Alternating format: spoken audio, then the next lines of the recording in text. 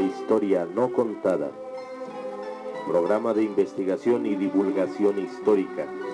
Investigaciones realizadas con pruebas documentales, testificables y monumentales.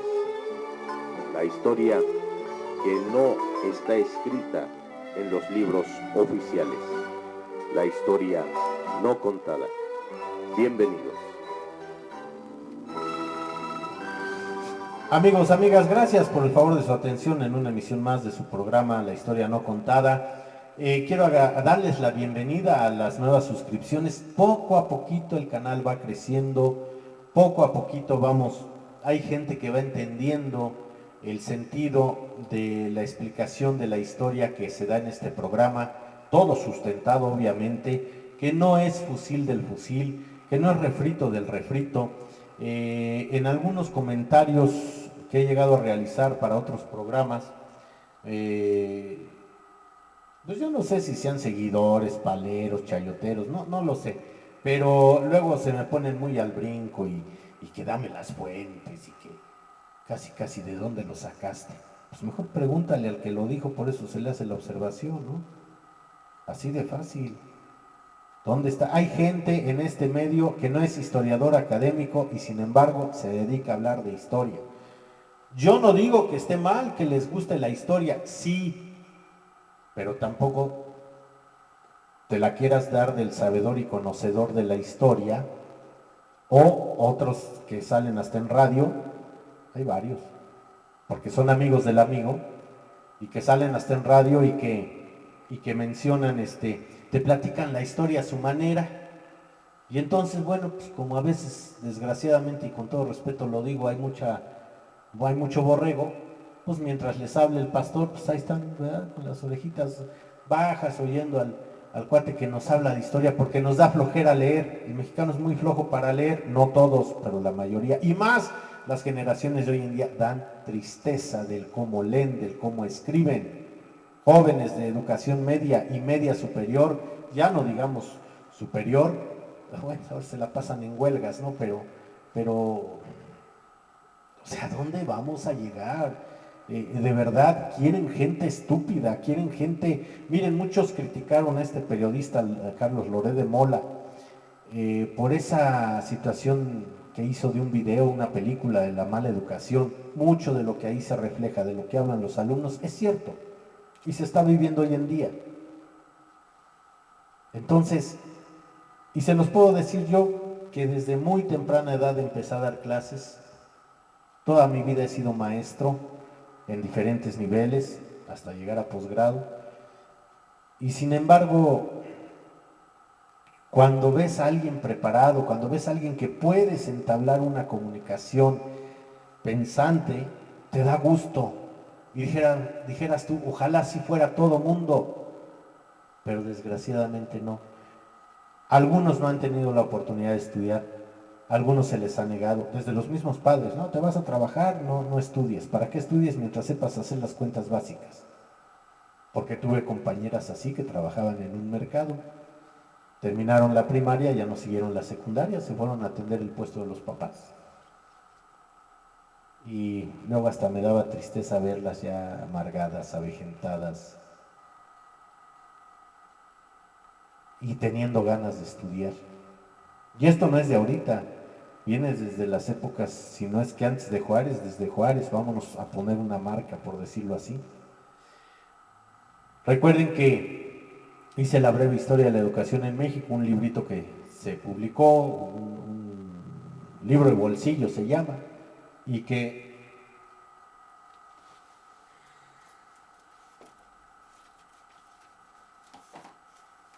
aquí lo tengo, para enseñárselo siempre que se pueda.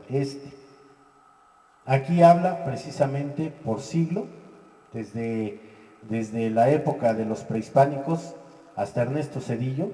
Paro la investigación. Ernesto Zedillo, que hablando de los niños héroes, que es nuestro tema, prohibió que se hablara de ellos durante su sexenio, pero ya hablaremos de los libros de la SEP respecto a los niños héroes.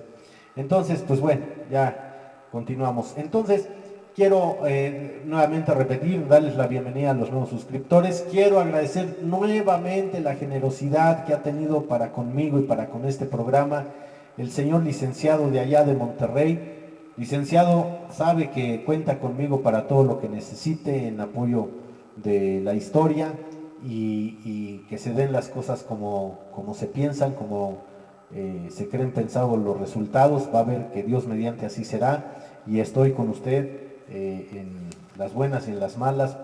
Gracias a su amistad y a su apoyo, pues hemos seguido adelante con este programa y su servidor con tantas broncas que tiene.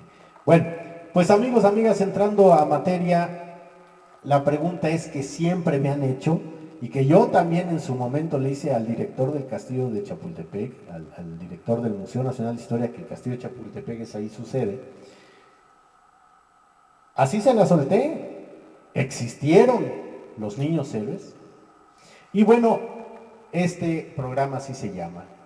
Realmente existieron los niños héroes. Y vámonos al apoyo metodológico, al sustento histórico. Y dice: los cadetes de 1847 son tal vez figuras históricas de las que se pueda elaborar la más amplia lista de mitos. Mito viene del griego mentira,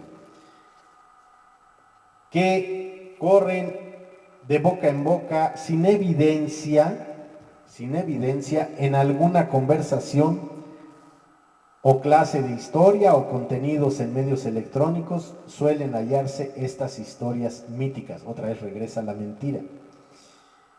En lo que respecta a la batalla de Chapultepec, tantas son las historias que llega al grado que se encuentran rumores de los rumores, o sea, chisme de los chismes, de los cuales se abordarán en este programa los más conocidos en medida de lo que sea posible, pues ojalá queden aclarados. El rumor o el chisme, si existieron o no los niños héroes, dice la creencia, y existe la misma, de que los cadetes fueron un mito fabricado ya sea por Benito Juárez, Porfirio Díaz o Miguel Alemán, con el objetivo de proporcionar a la población héroes de los cuales pudieran seguir el ejemplo, y que los nombres fueron inventados o tomados al azar, según esto. Ahora, vámonos al hecho documental de la existencia de. La prueba más antigua data de 1827, la cual corresponde al registro del bautismo de Juan Escutia, y al igual que ya son conocidos los registros bautismales de los otros cadetes. Ese ya hice el programa que se llama Expediente de, y menciona a cada uno. ¿Por qué? Porque esos documentos los están en el archivo histórico de la SEDENA, de la Secretaría de la Defensa Nacional. De su paso por el Colegio Militar se conservan las solicitudes de ingreso elaboradas y firmadas por ellos mismos, excepto la de Juan Escutia, que no cuenta con expediente de la época de la misma institución. De la misma institución emanó en 1848 la lista donde aparecen ellos como muertos en batalla. Sí, yo lo he dicho siempre, Escutia, ahora las nuevas luces, yo siempre lo dije, Escutia venía con el batallón activo de San Blas de Nayarit, el que venía al mando, el coronel Felipe Santiago Xicoténcatl. Otro de lo que ha surgido es que él estaba ya aquí había venido a la ciudad a defender con el batallón Hidalgo, o la agrupación Hidalgo, que eran profesionistas, civiles, que se habían enrolado para defender a la patria, y que la mayoría de ellos eran médicos o enfermeros o del cuerpo médico, que venían de todas partes de la República y aquí se concentraron. Ese batallón Hidalgo también estuvo en Chapultepec, estuvo si mal no recuerdo, Churubusco, Molino de Rey, Chapultepec, y ahí venía Escutia. Yo siempre lo afirmé, Escutia no fue niño héroe, y aquí con esta información lo estoy ratificando, esta información del maestro Mario Valle, que precisamente no venía, y sí va a aparecer en la lista de muertos, como de muchos, ya en 1848. Para 1848 el colegio militar está cerrado. Se reinstala en 1849 y ahí está la caja de tiempo donde está la bandera del activo de San Blas en el castillo de Chapultepec. Ahí está la caja de tiempo, pero es hasta 1849. Luego dice aquí: los 6 jóvenes, incluido Escutia, fueron situados en el lugar y tiempo por cadetes supervivientes como Teófilo Noris, Ignacio Molina, Tomás Cuellar, o de Cuellar también está escrito, José Arias Caballero, Miguelito Miramón, quien estuvo a punto de matar a Benito Juárez, el niño héroe olvidado y que muere con Maximiliano y con Tomás Mejía ahí en Las Campanas, en Querétaro, en 1867. Domingo Alvarado, Ignacio de la Peza y el director del colegio militar en ese momento, el general Mariano Monterde. Los últimos 3, lo que es precisamente Monterde, Ignacio de la Peza y Domingo Alvarado, recordaron y nombraron por su apellido a los 6 cadetes. Ahí está el testimonial que sí existieron. Lo que hayan hecho es lo que vamos a ver. Luego dice el chisme o el rumor de que un cadete se envolvió en una bandera. A nadie le consta, ni a los que estuvieron ahí. Dice: la historia más conocida e icónica de la batalla de Chapultepec es la del cadete que tomó la bandera del colegio y se arrojó por una ladera del cerro para salvarla del enemigo. De este mito se derivan otros. El cadete se encontraba ebrio, que se enredaría con la bandera o que se tropezara en vez de haberse arrojado. O sea, se tropezó y se cayó de donde estaba el torreón, porque la bandera capturada por los gringos que se fue a West Point, y si mal no recuerdo le pusieron un número como del serie de inventario, es el 945, si mal no recuerdo, está en uno de los costados.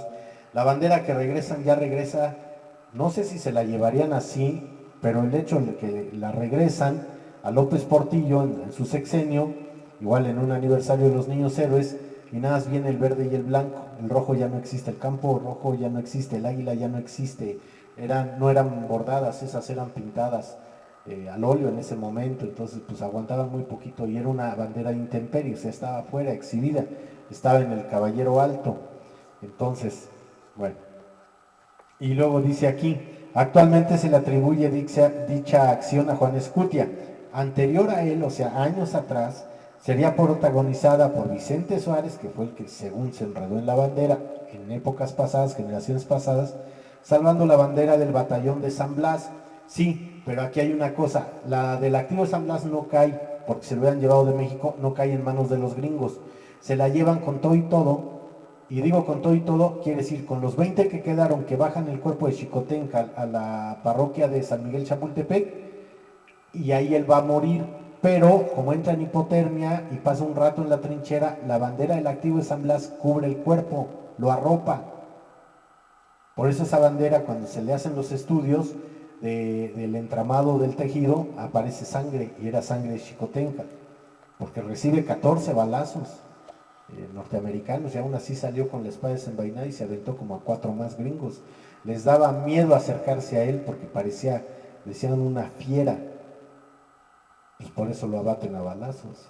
Pero de espada, de hombre a hombre, los gringos también tenían su cuscús, por muy preparados que vinieran.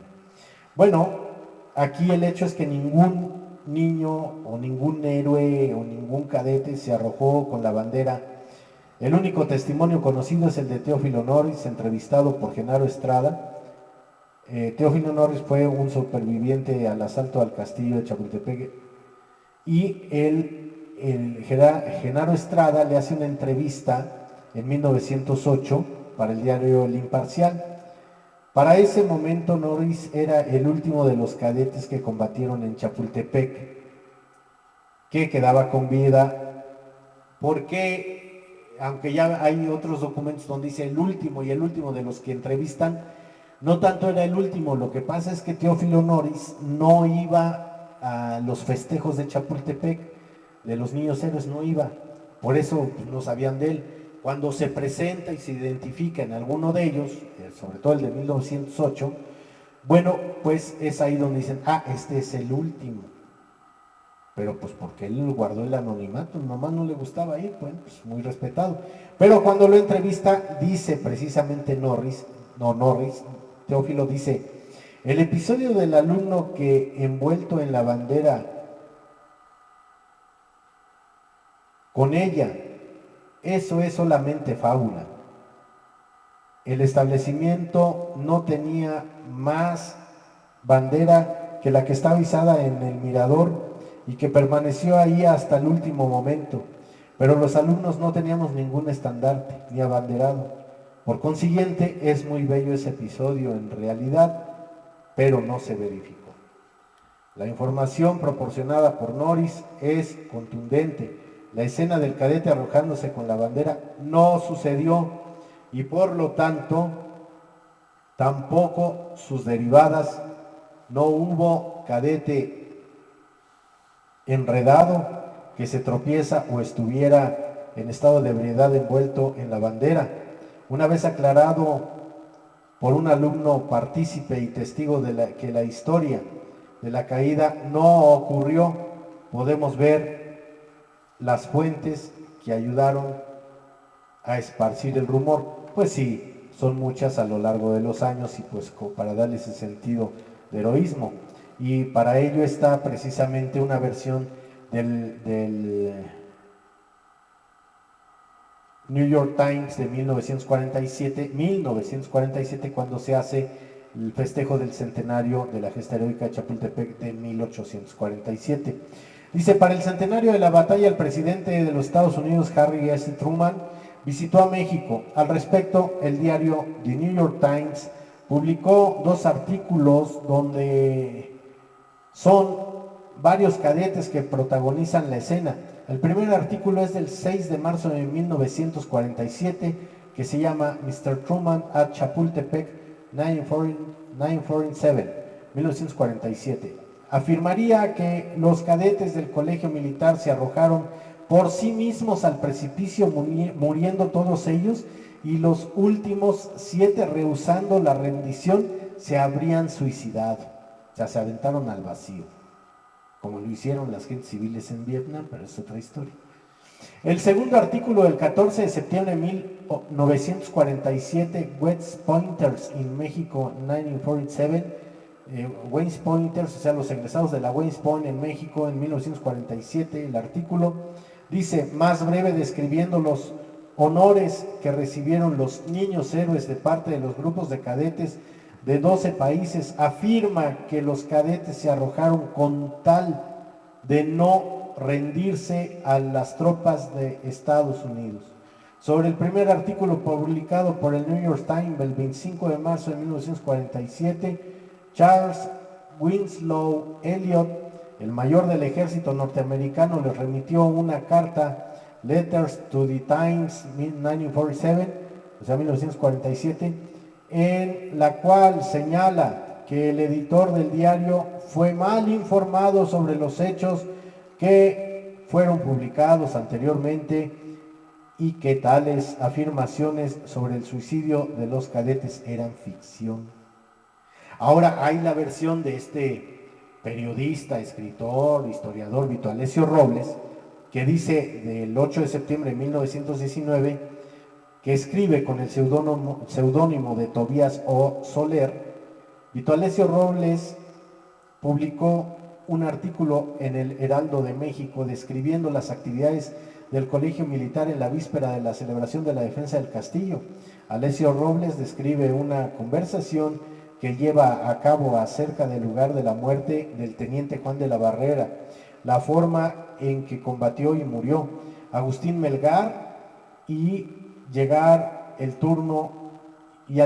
turno de Vicente Suárez, con Vicente Suárez escribe esto, fíjense bien, dice, él fue el que se portó mejor, ya lo sabes, la bandera del batallón de San Blas había sido depositada en el castillo mientras el bravo Xicoténcatl se batía rabiosamente con su bravo batallón en el bosque, pero cuando el combate arreció y empezaron a desembocar los americanos por la rampa, Suárez, considerando Inevitable la pérdida del castillo, se apoderó de la bandera y cuando los asaltantes llegaban a la puerta, él no quiso que la sagrada enseña de la patria cayera en sus manos y envolviéndose en ella se echó un clavado desde el Caballero Alto y se estrelló en la falda del cerro, pero la bandera se salvó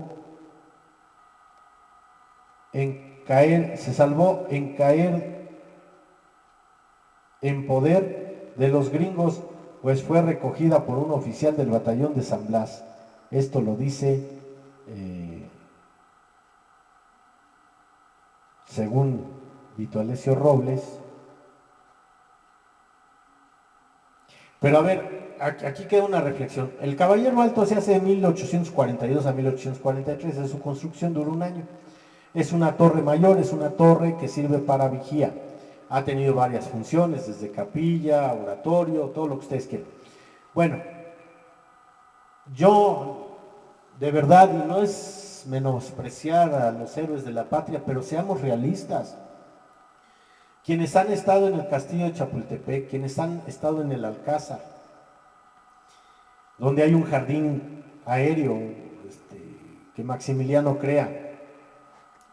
Si tú brincas del Caballero Alto, caes abajo, caes luego en el piso donde están los jardines.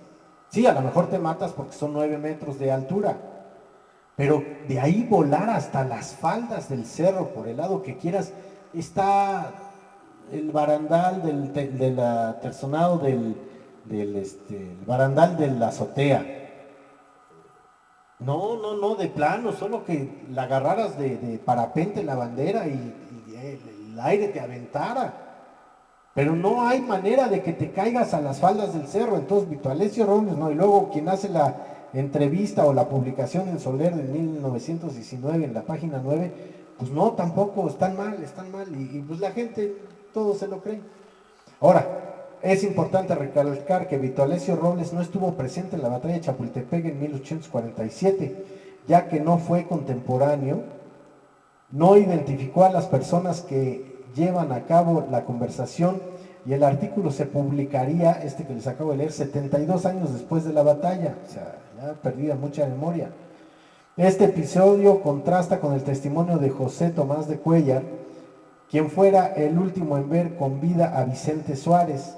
Tomás de Cuéllar, desde el mirador, pudo ubicar a Suárez por última vez subiendo la escalera para salir al encuentro de un norteamericano al que atravesó por el estómago con un golpe de bayoneta. Eso ya se los había comentado en el hecho heroico de Suárez, y después le caen en montón, más de 3 lo bayonetean y disparan en su contra. Pues amigos, amigas, ahí están el fundamento y el testimonial para las nuevas generaciones de que sí existieron los niños héroes, que sí existió Escutia, que no fue niño héroe, pero lo marcan así, y que pues nadie se cayó ni con la bandera, ni se envolvió en ella, ni que estaban borrachos. Ya mencionaré ese rumor de que estaban borrachos, pues es a raíz de una cuestión literaria que dicen embriagados por el amor a la patria. Pero eso, recuerden que en el siglo XIX hay muchas cosas, mucho romanticismo, que la palabra frenesí para esa época quería decir locura, que no había ortografía en todo el siglo XIX y que todo era en un ambiente muy romántico. Entonces, y más hablando de la patria, pues es ahí donde se afirma con mayor razón. Pero bueno, amigos, amigas, el próximo programa será precisamente sobre lo que dice la SED en sus libros de historia por generaciones respecto a los niños héroes. Por el favor de su atención, gracias. Hasta pronto.